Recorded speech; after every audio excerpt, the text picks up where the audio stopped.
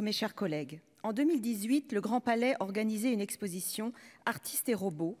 En 2019, c'était au tour du Barbican Center à Londres de présenter au public une exposition interactive IA More Than Human. À la curiosité et l'enthousiasme suscités par l'arrivée de ces nouvelles technologies, d'abord perçues comme récréatives et utiles en termes de productivité, ont succédé aujourd'hui inquiétude, méfiance et surtout questionnement.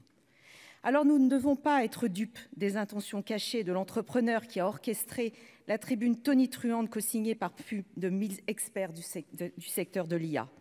Elle a eu une vertu, celle de frapper les esprits, et notamment en parlant de moratoire. Mais vraiment, il faut prendre du recul et mesurer les conséquences, réguler et mettre en place les garde-fous. Cela devient nécessaire. C'est d'ailleurs le sens de la décision de la CNIL italienne qui a bloqué temporairement ChatGPT, et ce, pour deux motifs principaux. Premièrement, aucun mécanisme de vérification de l'âge des mineurs n'est prévu, alors que le droit et la protection des mineurs en ligne est un sujet politique majeur. Et deuxièmement, ChatGPT a récolté indûment les données personnelles des utilisateurs italiens.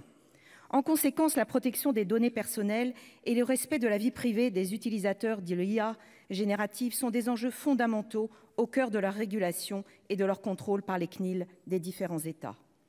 La difficulté de cette régulation, comme en matière numérique de manière générale, procède des usages qui se développent beaucoup plus vite que la réglementation. Ainsi, ChatGPT est principalement apparu dans le débat public suite à son emploi par les étudiants pour la rédaction de divers travaux. À cet égard, en matière éducative, l'IA générative pose plusieurs problématiques sérieuses. En premier lieu, très souvent, elle est configurée à partir de la technique dite du machine learning. Autrement dit, elle est nourrie de contenus dont la fiabilité et la véracité peuvent être sujettes à caution, voire complètement fantaisistes. D'autre part, ces contenus pouvant être orientés, l'IA peut apporter des réponses comportant des biais importants, notamment sociaux, raciaux et de genre, ce qui aurait un impact dramatique dans la formation et la représentation des jeunes. Enfin, en l'état, l'IA générative entre en contradiction totale avec deux fondements essentiels de l'instruction, reposer sur des faits et non de fausses informations, et favoriser l'acquisition d'aptitudes et de compétences par l'expérience. Dans le domaine de l'éducation, son encadrement s'avère donc primordial et recourir à la médiation, un préalable minimal. En outre, l'un des impacts les plus visibles de l'IA générative a trait au secteur culturel et singulièrement à la définition de l'acte de création et la protection du droit d'auteur. Sur ce point, je tiens à affirmer une position claire et sans ambiguïté. Le cadre juridique, notamment européen, n'est ni adapté ni suffisant. Il est indispensable que l'Artificial Intelligence Act, en cours de discussion au Parlement européen, mais percuté de plein fouet par l'émergence des IA génératives, contienne des dispositions qui protègent les artistes-auteurs.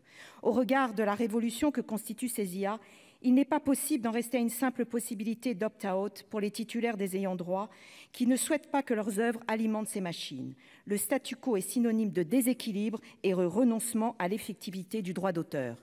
Néanmoins, il est cet impératif de protection renforcée des créateurs qui concerne l'ensemble des champs culturels n'épuise aucunement la réflexion sur l'impact culturel de l'IA.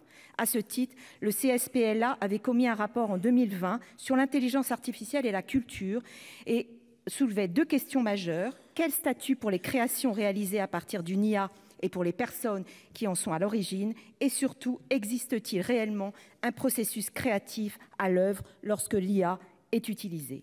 Ainsi, pour conclure, l'IA générative bouscule et interroge jusqu'à notre conception même de l'acte de création. Bien qu'elle soit encore à ses prémices, je pense que nous avons collectivement l'intuition et la conviction qu'il faut impérativement l'encadrer pour qu'elle soit porteuse du meilleur et non du pire. À nous de lui donner du sens. Je vous remercie. Merci, cher collègue.